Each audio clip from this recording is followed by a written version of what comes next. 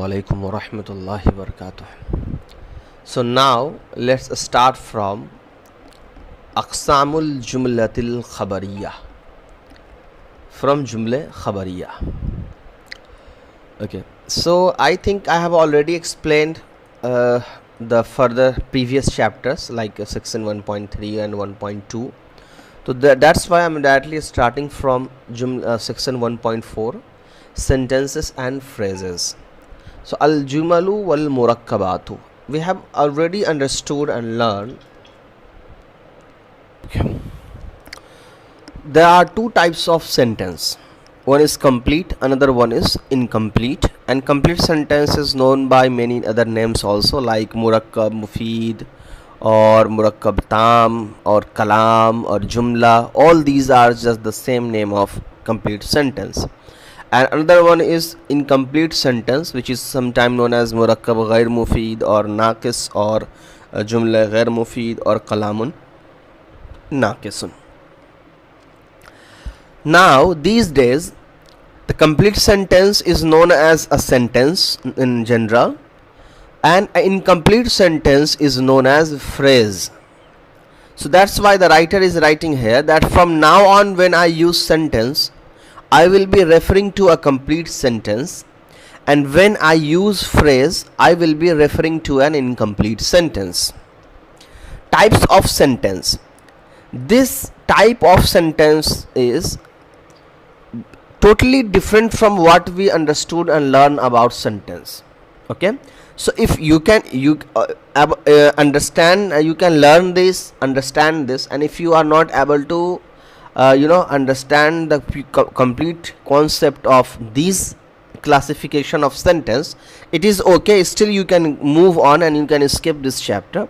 Later, after reading few more books of Arabic grammar and other Arabic text books, you will be easily able to understand and make a difference between these classification of sentence. One is called Jumle Khabariya and another one is called Jumle Inshaiya.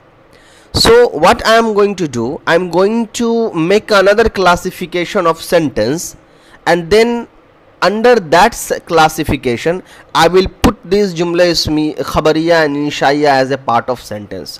So we can say there is another type of sentence based on the information, like how the information is passed by those sentence.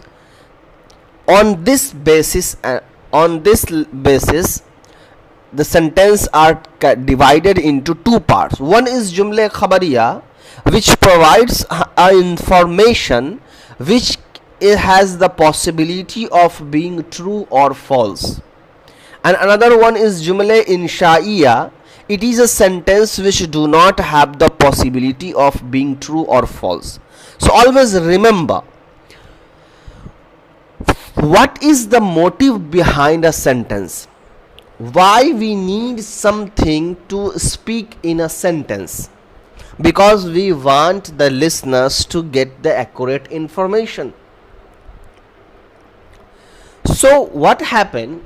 Sometimes we use a complete sentence to provide some information, but at the same time there are few complete sentence which does not provide any information at all. Their work is completely different.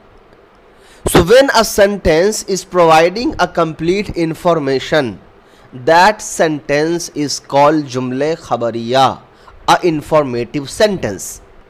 And when a sentence does not provide information, that type of complete sentence is known as Jumle Inshaiya. Now let me give you an example to understand this. When I am saying Zaid is coming this Monday, here I am providing you information about Zaid, that he is coming this Monday. This is an information, and this information has a possibility of being true or false. Maybe Zaid is not coming, or maybe Zaid is coming. Maybe Amar is coming, or maybe he is not coming on Monday, or maybe he is not coming but he is going. Anything is possible, because this sentence can be totally false. But when I'm saying bring me a glass of water,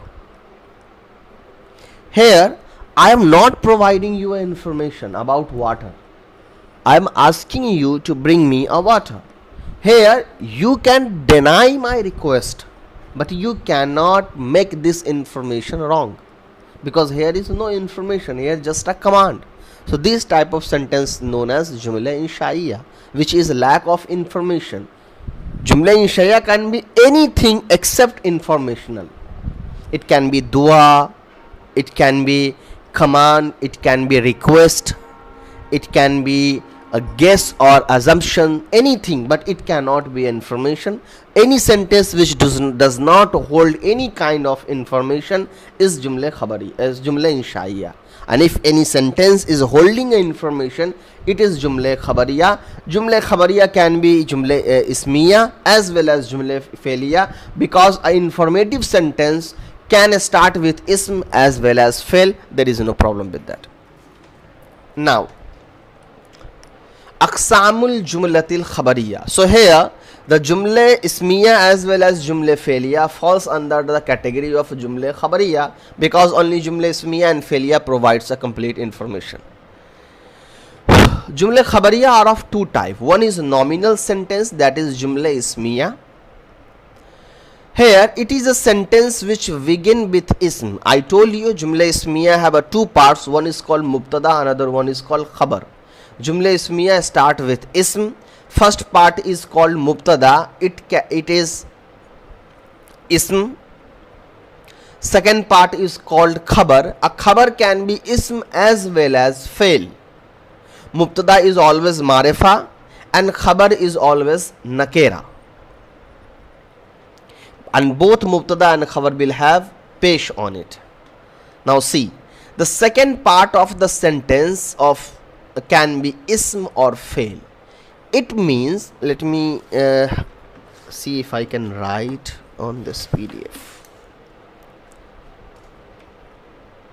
Yeah.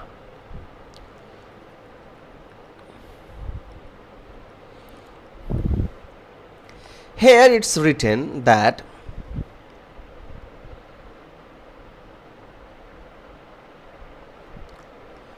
the second part, it means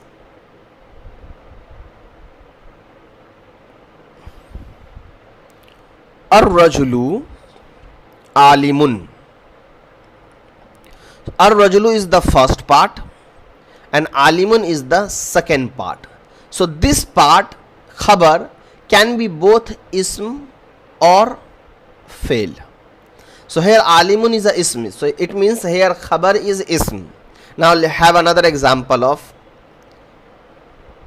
khabar as a fail. Ar-rajulu nasara. Here ar-rajulu is mubtada and nasara is first a fail, then it's a khabar. The second part is khabar. So the first point is saying that a khabar can be ism as well as fail, but mubtada is always ism. Now second part is saying the first part of sentence is called mubtada or musnad ilay. Both have the same meaning. The word which is about the information is being given. You can simply remember musnad ilay as the main part of any sentence. Like in between muzaf muzaf ilay, who is important? Muzaf ilay, because muzaf ilay is the owner and muzaf is the possession. If owner does not exist, there is no existence of possession as well. So muzaf ilay is zaid. So similarly in mubtada khabar, mubtada is main, that's why mubtada is known as musnad ilay. If mubtada does not exist, how you are going to provide information, and about who you going to provide information? For example, there is ar-rajulu alimun. So here alimun word is providing information about this man, rajul. But if you remove the rajul and if simply write alimun, then what's the purpose of alim here? Yet it will give some meaning, but now it's not information. Third one is the second part of sentence is called khabar, predicate, or musnad, of course. Now the second last point is the mubtada is generally marifa and the khabar is generally nakira. I told you mubtada is always marifa and khabar is always nakira. As a beginner, you should remember this. But it's not the fact. In Arabic language, sometimes mubtada used as a nakira as well as sometimes khabar used as a marifa. So it's not a fixed rule. Yes, it's a common rule, and you will generally find this type of sentence where mubtada is marifa, khabar is nakira. But there is some rare use of mubtada and khabar where they are vice versa, where khabar is marifa or mubtada can be nakira. Both parts, mubtada and khabar, are marfu. Of course, it's marfu because they are a part of complete marfu'at. Now, sentence analysis. What is sentence analysis? Let's understand. It is also called tarkeeb. What is tarkeeb? Tarkeeb is not a fun or any different art. Tarkeeb is just knowing the cause of i'rab and know the relationship between the two words together. For example, if al-baytu and nazifun is written here, so what is tarkeeb? If someone tells you that al-baytu nazifun is written, do the tarkeeb. So it means that person is asking you, what is the relation of bayt with nazif here? Just clear it. So when you say al-baytu is mubtada and nazifun is khabar, so here you are saying that these two words are attached with each other, where khabar is an information which gives information about mubtada. So here nazifun word is explaining or providing as information about al-baytu mubtada. So that's why when you say al-baytu is mubtada and this is khabar, so mubtada khabar is a part of complete sentence, that is jumla ismiya. So you will say it's a jumla ismiya and khabariya because it's providing us information. So that's the tarkeeb. So whenever someone asks you to do the tarkeeb, it means they are asking you what, by which relation or what relation those words are connected with each other.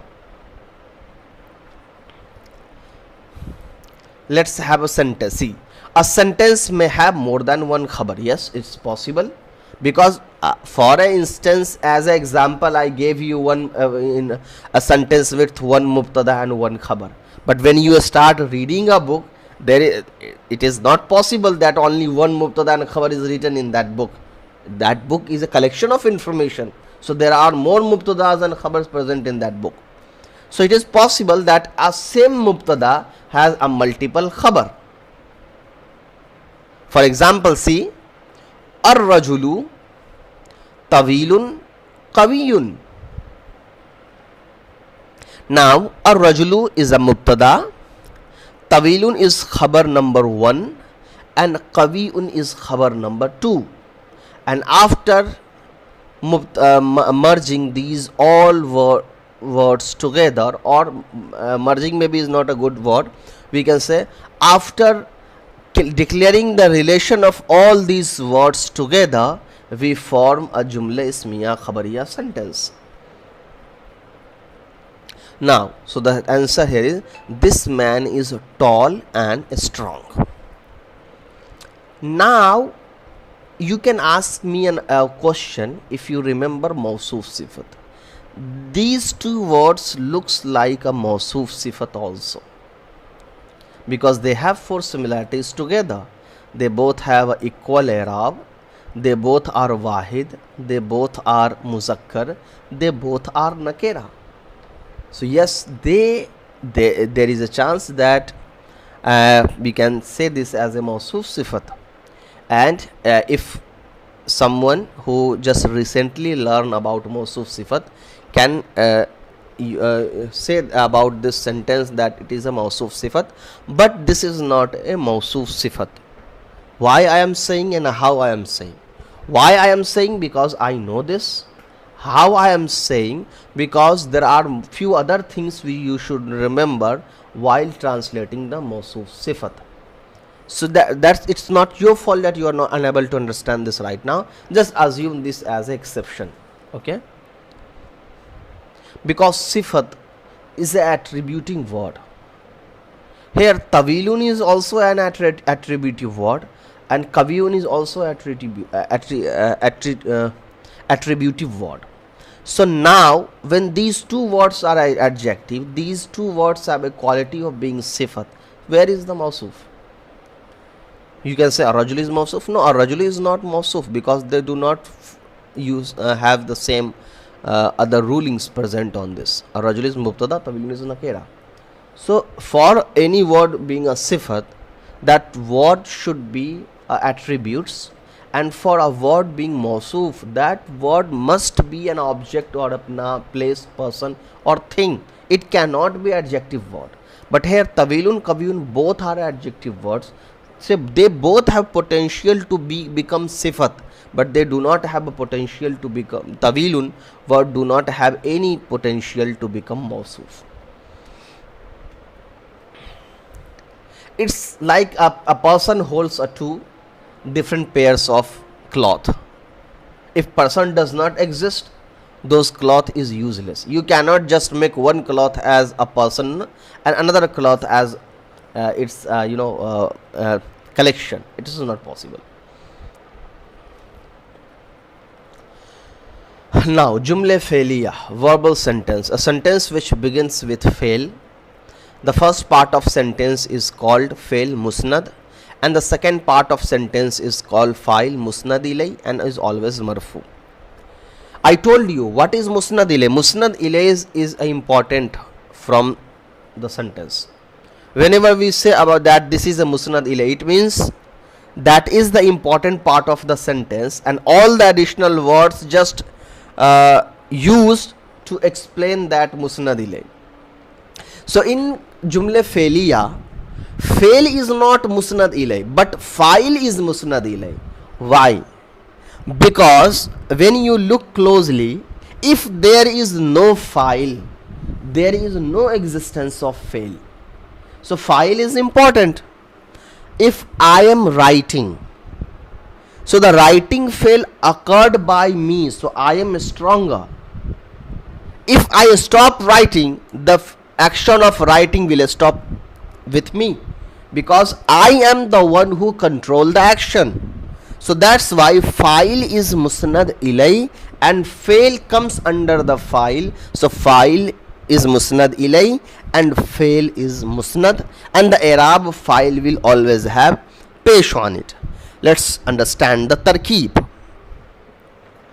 Here it's written jalasa zaidun. Jalasa means sit. So jalasa is a fail, zaidun is fa'il, and fail fa'il becomes jumla fa'liya khabariya. Why it is jumla? Because it's a sentence. Why it is fa'liya? Because it start with fail. And why it's khabariya? Because it's provide us complete information. Now we are going to learn few more things which we haven't learned yet. So be careful and attentive what I am going to teach you next. Note, in the above example, the fail is al-fi'lul lazim. That is a fail whose meaning can be understood without a maf'ul. If you remember what is maf'ul, it will be easy for you to understand what is fail lazim. See, when I am saying Nasara Zaidun Amran, here the translation is Zaid helped Amr. So Amr is maf'ul on which the action happened. Up suppose if I say Zaid helped, this is also a complete information, but yet it does not give a complete information. Why? Because Zaid helped, but he helped who? Who was that person who he helped? So Amran here, maf'ul, provides additional information with that sentence. But in Arabic language there are few words which does not require any additional help from maf'ul. Their meanings can be completed with fail and fa'il. Like when I say jalasa Zaidun.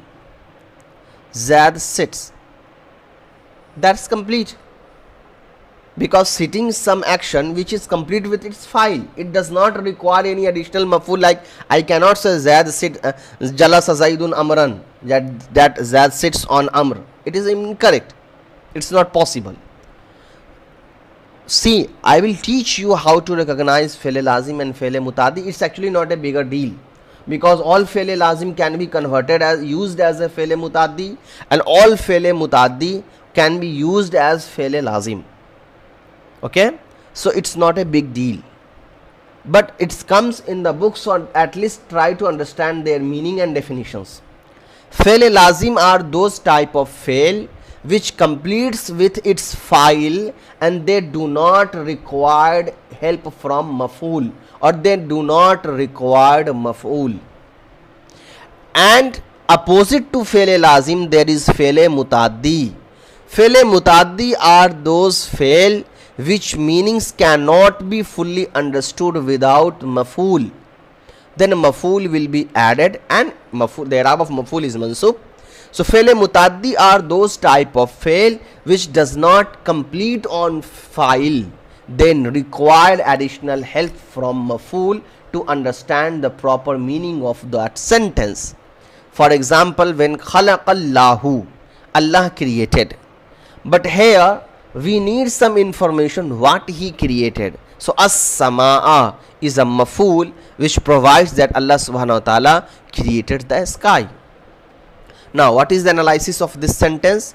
Khalaqa is fail, Allah is file, file, and as-samaa is maf'ul.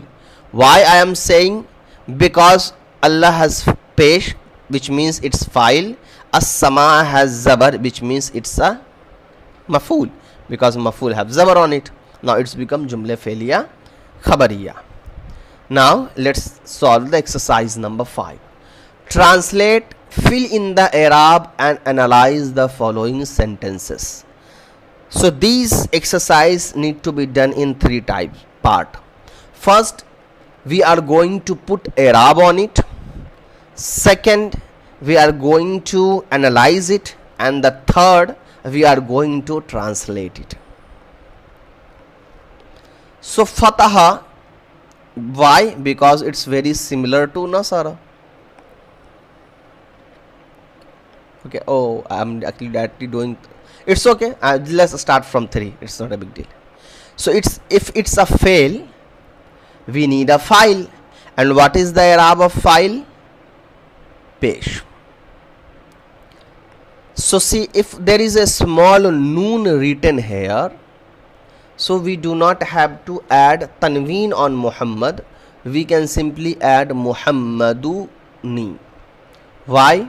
Because there is a rule that whenever you want to add a tanween word with alif lam, for example, if written Zaidun al-Alimu, and you want to read these 2 words together like Zaidun al-Alimu, so there is a special way to read this. Simply put a small noon inside it and remove the tanween on it. So it's Zaidunil Alimu. So it's a not a rule from Arabic grammar, it's a rule of tajweed, to how you can able to easily pronounce it.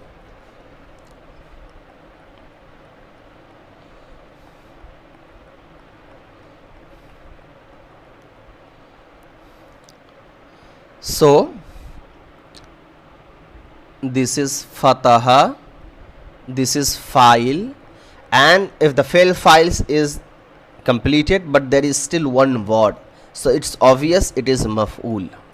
So fataha Muhammadunil al-baba, fataha is fail, Muhammad is fa'il, and al-bab is maf'ul.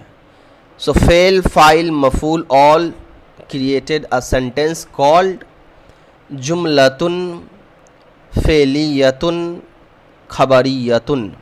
Okay, so we have did the analyze, we put the i'rab, now we are going to translate it. Fatah means open, Muhammad is a name, al-bab means door. So who is fa'il? Muhammad. So who is the opener here? Muhammad. So Muhammad opened al-bab, the door. So Muhammad opened the door. Now let's come to the first one now. Okay, see, it's a ism. Ism, it means it's jumla ismiya. And what is the i'rab of jumla ismiya? Pesh. If it's a jumla ismiya, it is mubtada, of course. Then the next word is khabar. And what is the i'rab of khabar? Pesh. And khabar is marefa or nakera? Nakera. So dual tanween, because tanween is the sign of nakera. Al-muallimu hazirun. Al-muallimu is mubtada, hazirun is khabar. Mubtada khabar becomes jumla ismiya khabariya. The translation is the teacher is present. Now this one, al-bustanu jamilun, it's very similar to al-muallimu hazirun, everything. So I'm just going to translate this. Al-bustanu means garden, jamilun means beautiful. The garden is beautiful. Now you may be wondering how I can easily able to recognize that this is al-bustan, because I have memorized lot of vocabularies. Okay, grammatical analysis is totally different from translation. For translating any word, you also need a very powerful vocabularies. I'm not saying the grammatical analysis is not important. The complete translation of any sentence is totally depend on how are their i'rabs are. But still we need some vocabularies.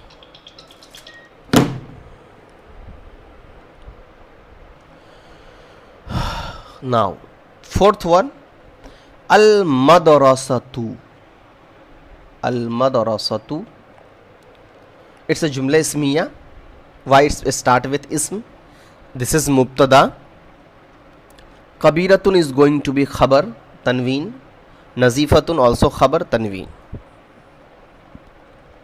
Al-madrasatu, the madrasa, the school is kabiratun, big, nazifatun, and clean. I just added and as extra. You can say the madrasa is big, clean, but it is not good. So just add the madrasa is big and clean. Now this sentence does not start with alif lam, so it means this is definitely not a ism.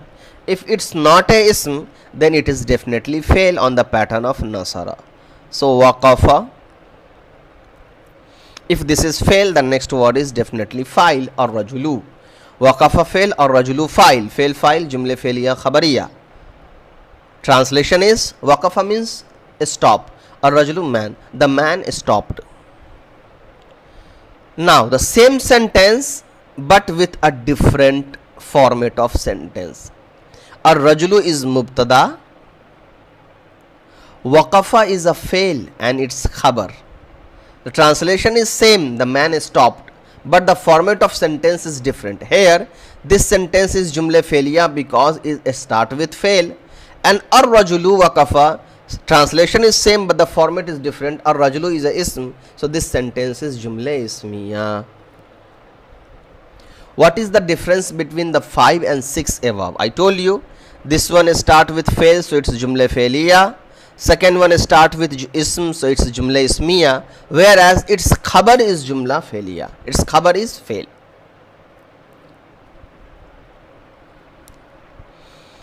Now section 1.4.2, types of jumla is insha'iyya. First one is amr. It's a command like izrib, hit. Nahi, negative command. La tazrib, do not hit. These amr nahi totally depend on these two. About these two types of fail you will learn in sarf inshallah, so we are not going to discuss here right now. It's a very long and complex chapter. Al-istifham means interrogative. There are some words in Arabic language especially used to question, like hal. So zaraba zaidun is a jumla failiya on which hal is added. So this hal raised the question, did Zaid hit? Then we have a tamanni. Tamanni means desire. Like laita shababa aidun. I told you inna, anna, laita, lakinna, la'alla. These are also known as huruf mushabba bil fail. They comes on mubtada khabar. They change the i'rab of mubtada to fatha. So if you remove laita, ashabu aidun, this was mubtada khabar sentence. But when you add laita, this sentence is no longer mubtada khabar. Now this is a tamanni sentence, a desire one. I wish youth would return. Now there is another word, tarajji. Tamanni and tarajji. Laita means desire, la'alla means hope. Desire is something which cannot be attainable, it cannot be fulfilled. But la'alla is something which we can hope that it may fulfill in the upcoming or near future. They both comes on mubtada khabar. If you remove la'alla, so al-imtihanu sahlun, this is mubtada khabar. But when you add la'alla, this is no longer mubtada khabar.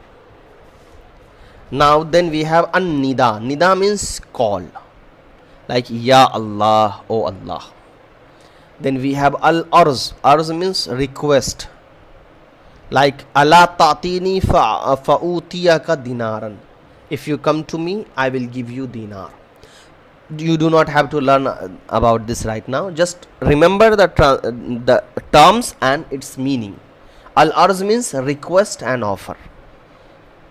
Then we have al-qasam. Qasam means oath. Like in Arabic language, when we have to use a oath, we say wallahi, means by Allah. Then we have at-ta'ajjub, amazement. Ma ahsana zaidan, how good Zaid is.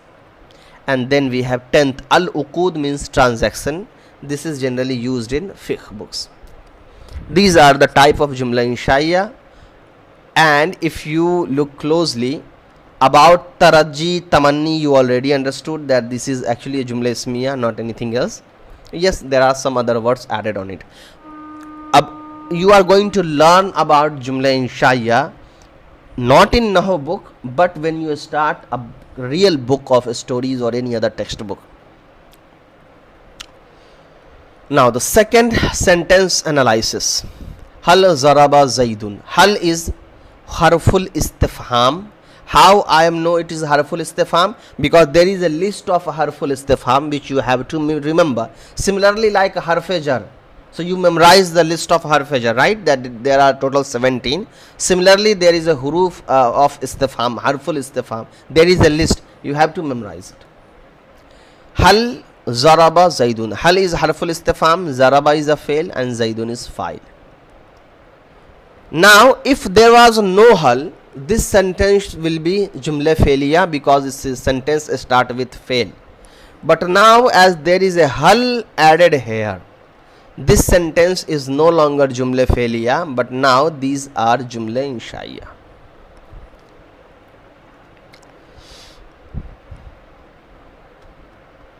Now state what type of jumla inshaiya are in the following sentence. Ya is added. I told you ya is generally in Arabic added to call someone. So this is nida.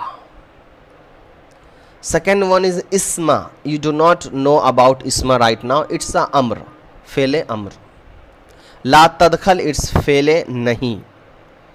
So fele amr, fele nahi you will learn in surf book. Or if I will be teaching you a tashilu sarf, then I will explain what is fa'il amr and nahi. Kaifa haluka. Kaifa is just for question. So when you ask question, that is definitely jumla inshaiya. So kaifa is istifham. Okay. Now section 1.4.3. Types of phrases. Phrases are of 5 types. I taught you 2 types. Murakkab izafi, murakkab tawsifi. In this book, 5 types of phrases are written, which is good. I just told you the basic of Nahw.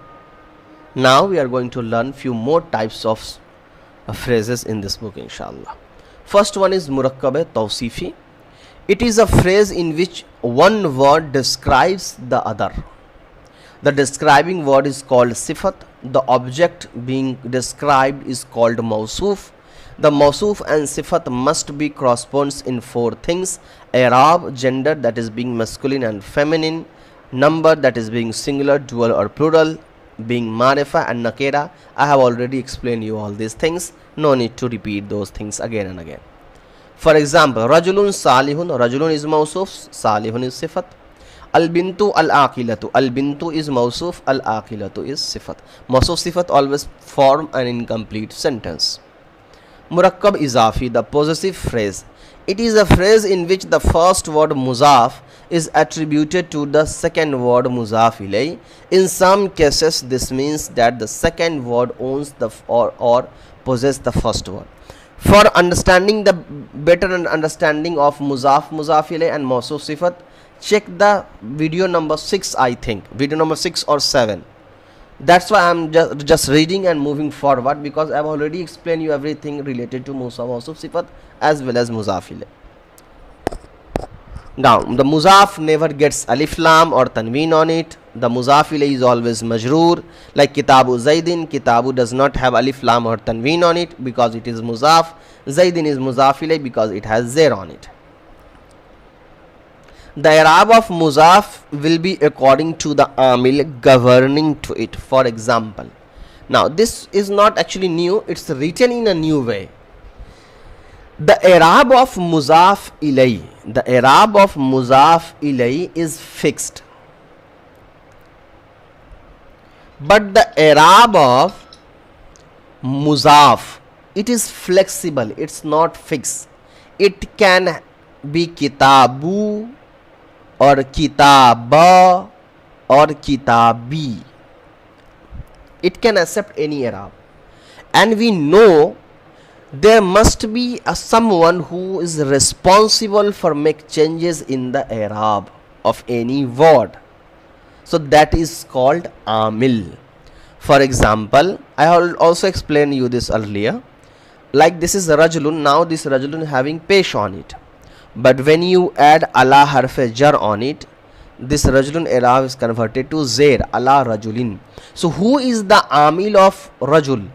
Allah is responsible for changing the rajul i'rab. So Allah is amil here.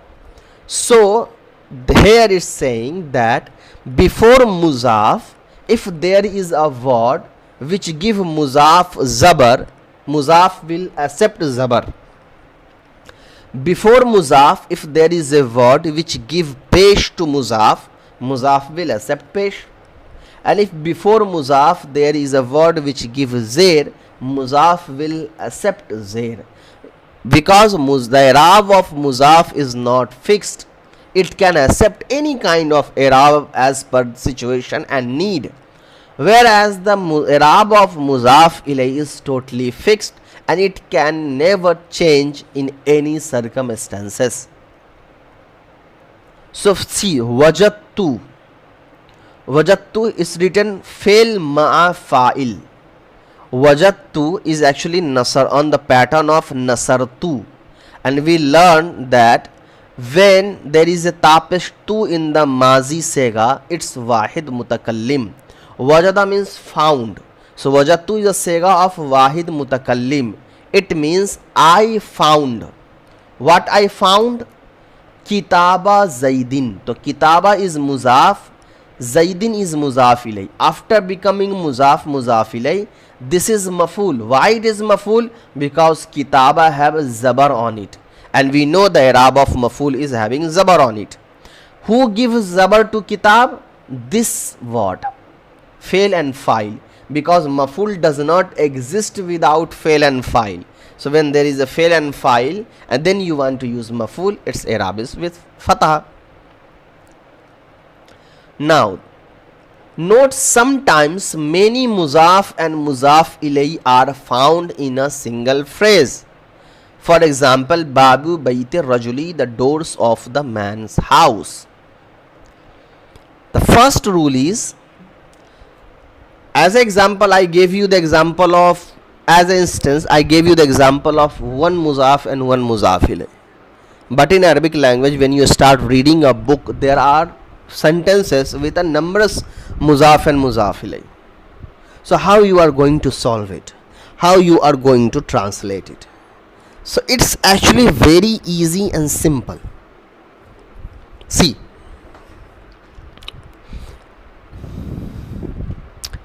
Babu, Baiti, or Rajuli.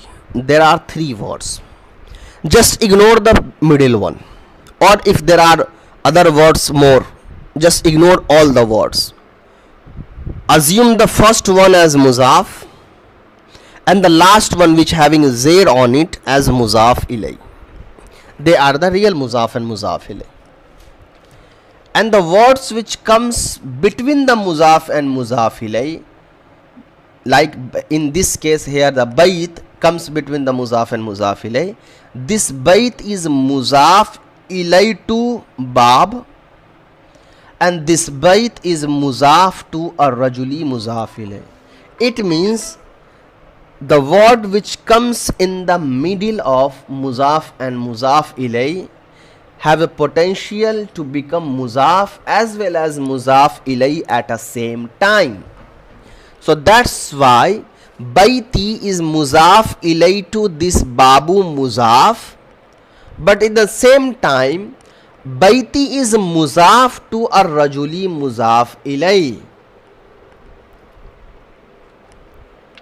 That's why, because this is muzaf ilay to bab, their i'rab is zair.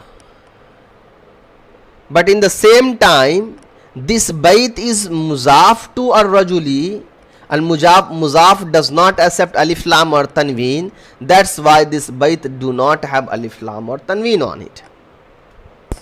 So it's simple and easy.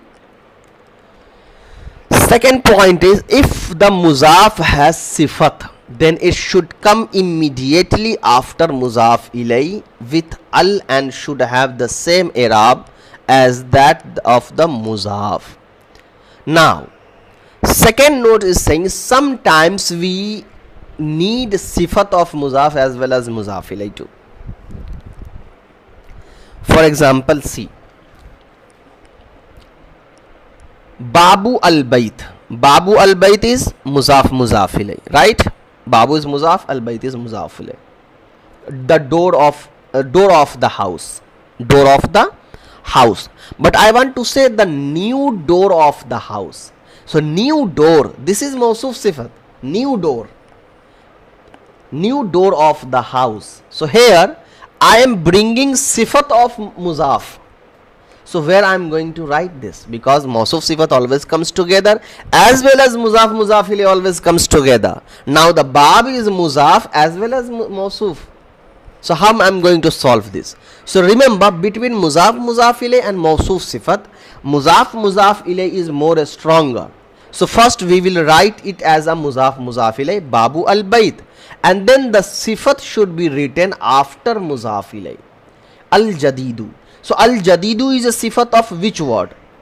Al-Jadidu is a sifat of bab. Now between mawsuf sifat there must be 4 similarities. Do we have 4 similarities here between bab and al-Jadid? Yes. Bab have pesh, al-Jadid have pesh. Bab is muzakkar, al-Jadid is muzakkar. Bab is wahid, al-Jadid is wahid. Bab is marifa. Why? Because its muzaf ilay is marifa. And I told you, when the muzaf ilay is marifa, that muzaf is also marifa. And al-Jadid is marifa because of alif lam. So between between bab and al-Jadid there are 4 similarities found together. So here bab is muzaf as well as mawsuf. Al-Bayti is muzaf ilay and al-Jadid is sifat of muzaf. But there is a catch. Instead of writing pesh, if you give zair here, now this al-Jadid is no longer sifat of bab.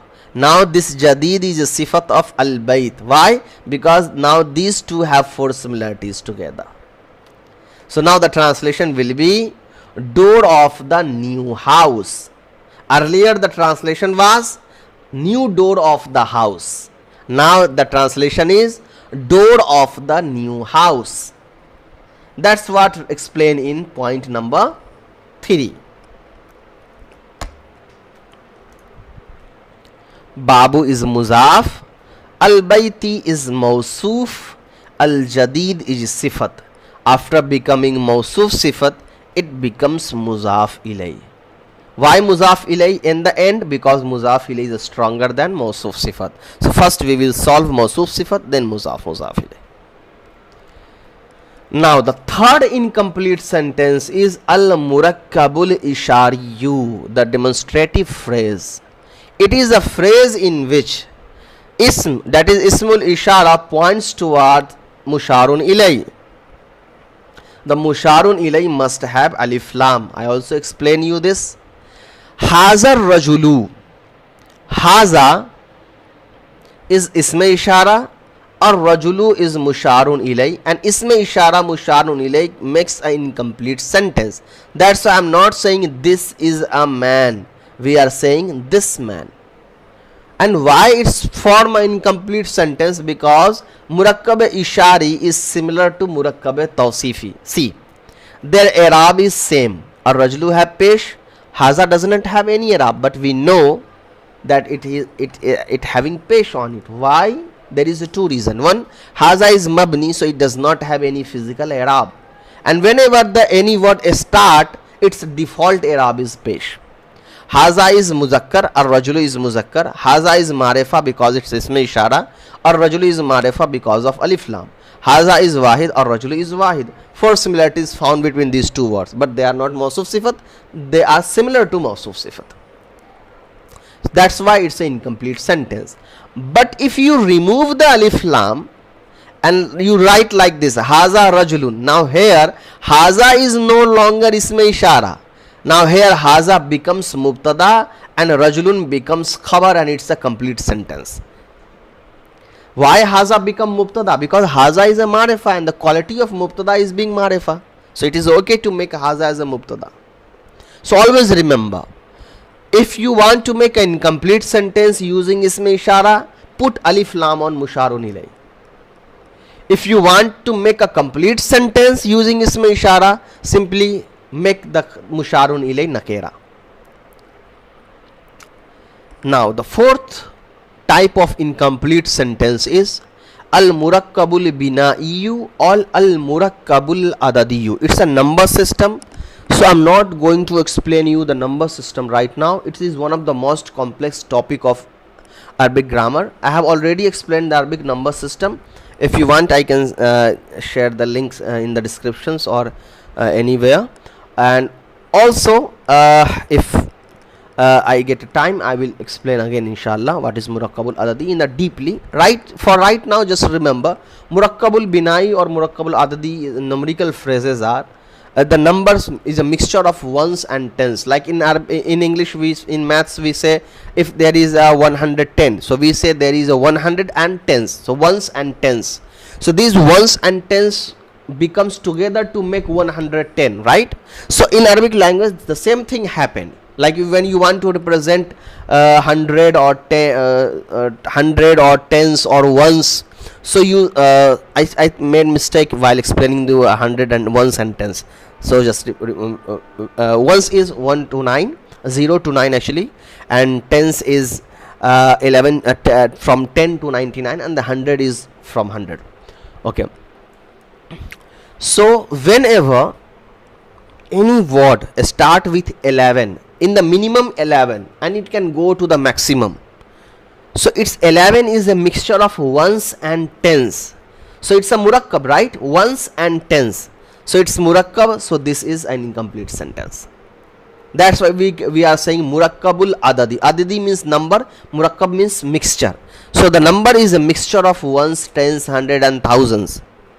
Remember, from 0 to 9 they are not known as murakkabul adadi because they are not murakkab. From 11 they are murakkab. The harf was originally linked the two. Ahad ashara 11.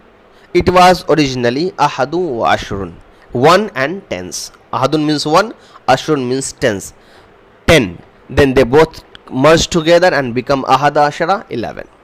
This phrase is found only in number 11 to 19. Both part of this phrase will be always maftu except the number 12. Isna ashara. Ja ahada ashara rajulan. 11 men came in halat rafi. Ra'aytu ahada ashara rajulan. I saw 11 men. Halatun nasbi. And marartu bi ahada ashara rajulan. I passed by 11 men. Halatul jarri. What is halat rafi? First understand.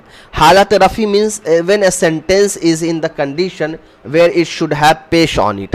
For example, when I am saying Nasara Zaidun, so we can say Zaidun is in halat rafi. Why Zaidun is in halat rafi? Because it is in the place where it should have pesh on it. Because we know the i'rab of file is always have pesh on it.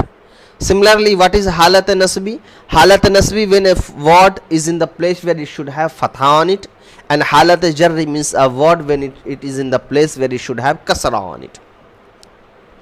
So the i'rab from so the number from 11 to 19, they are actually mabni. So their i'rab does not change at all. That's why in halat rafi the i'rab of ahada does not change. In halat nasbi the i'rab of ahada does not change.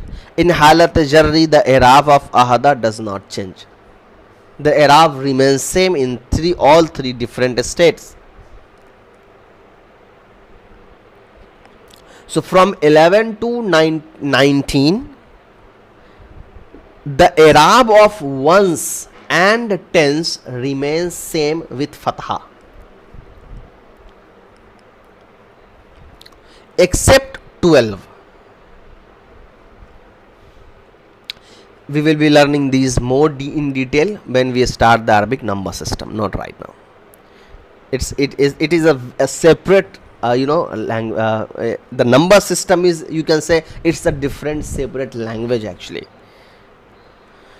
As for number 12, it is I do already have a videos on Arabic number systems. If you require, you can just message me and I will send you the link, or you can look for on the video section, maybe you will find it there. As for number 12, its second part is always maftu while the first part change. Thus in halat rafi it is written isna ashara with an alif at the end of the first part. However, in halat nasbi and jarri the first part is given in the ya with the place of alif.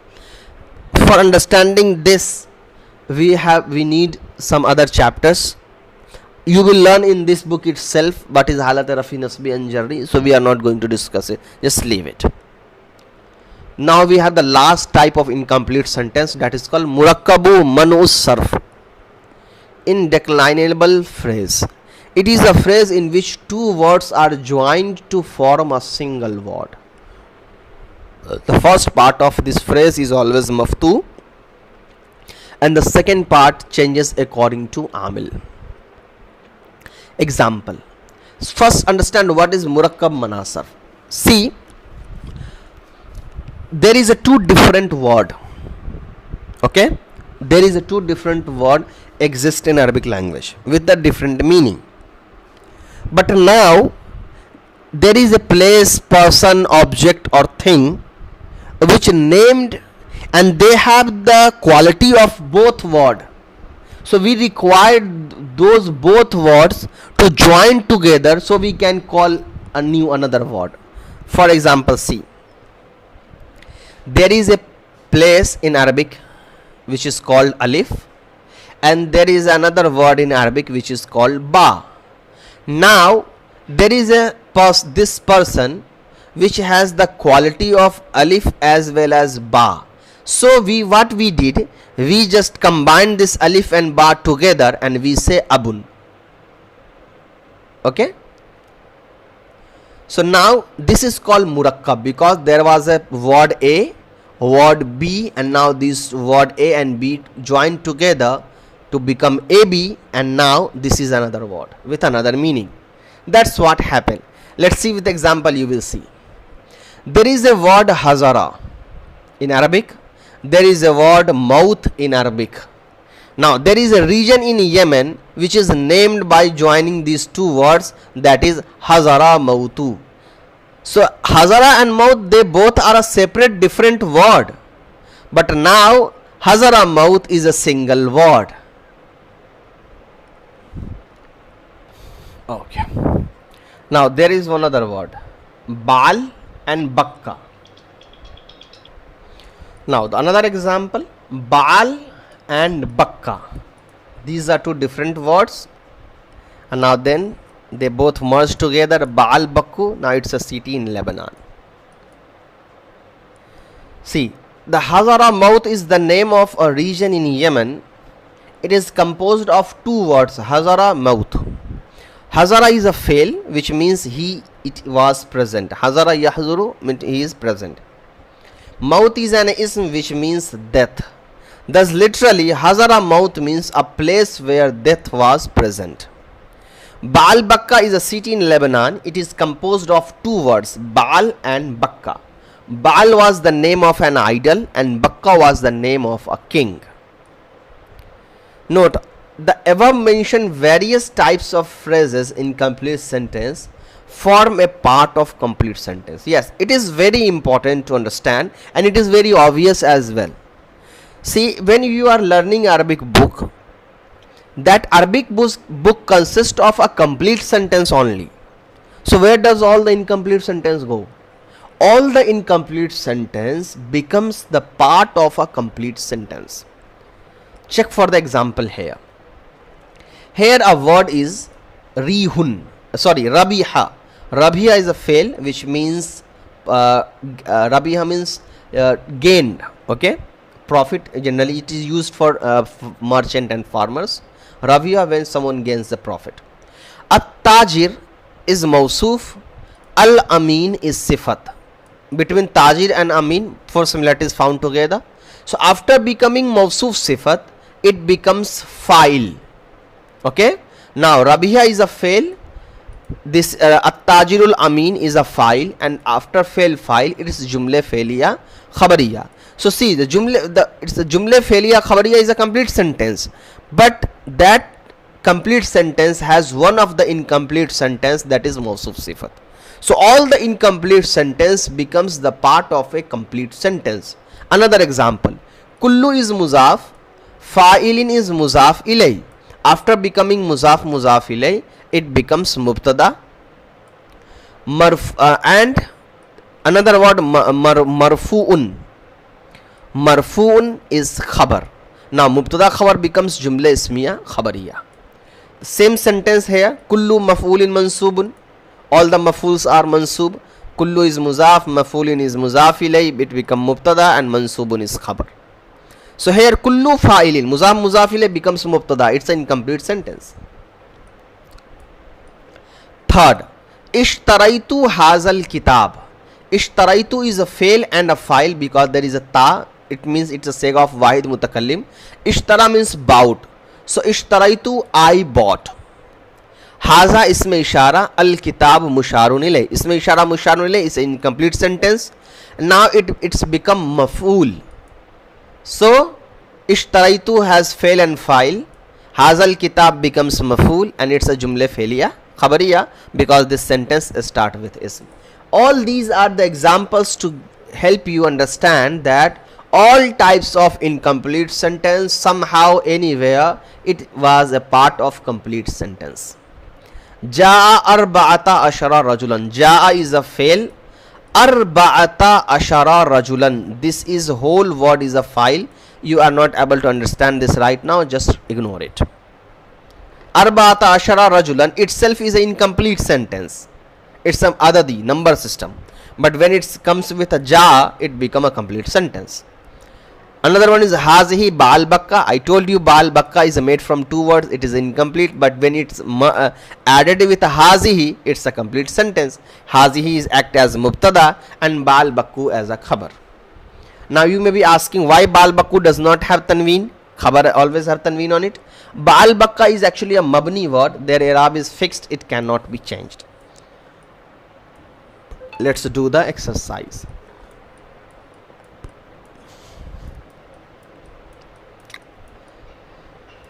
I think let's do the translation in the next video. Try to do the translation, solve the exercise your own. Assalamu alaikum wa rahmatullah.